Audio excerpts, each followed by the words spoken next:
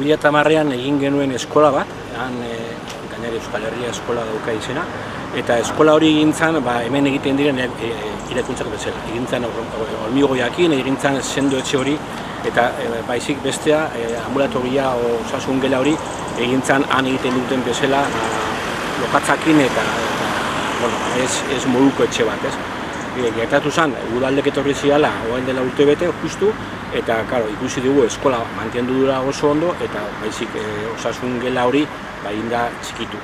Orduan, orain egon garenen udaran umeak ekartzen, eskatu ziguten aberia zan posible egitea, o berritzea, o berria egitea, baina ja sendotuna eta ja eskola egin genuen bezala hormigoiakin egitea ja ambulatorio osasun gela hori.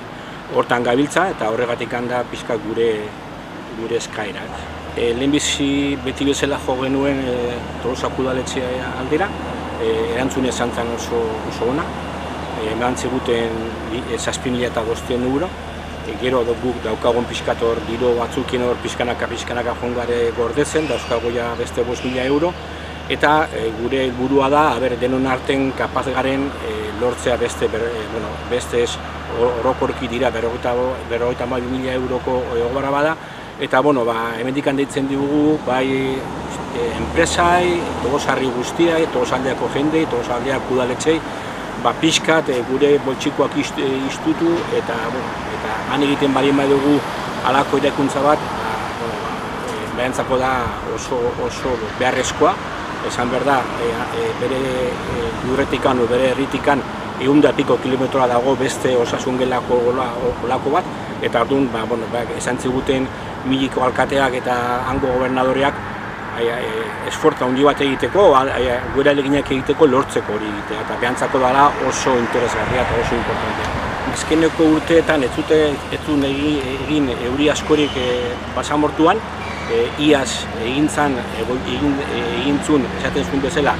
azkeneko 50 urte baino gehiago, egintzan buskatu zintutu pila etxe, eta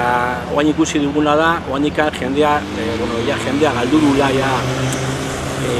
indarra eta baita ere dirua behar dute berriro bere etxeak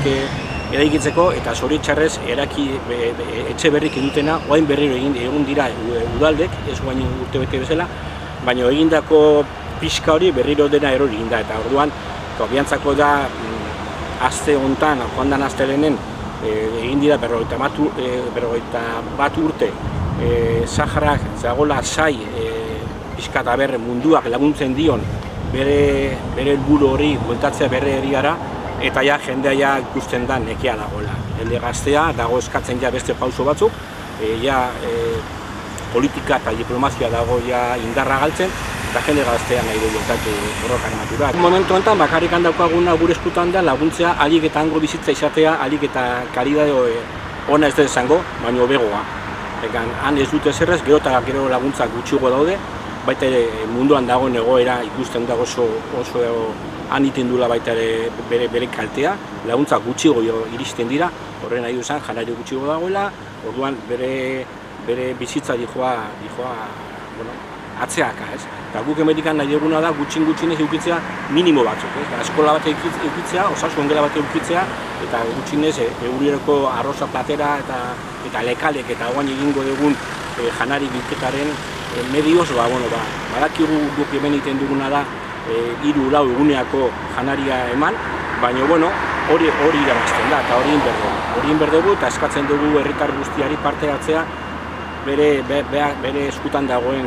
moduan.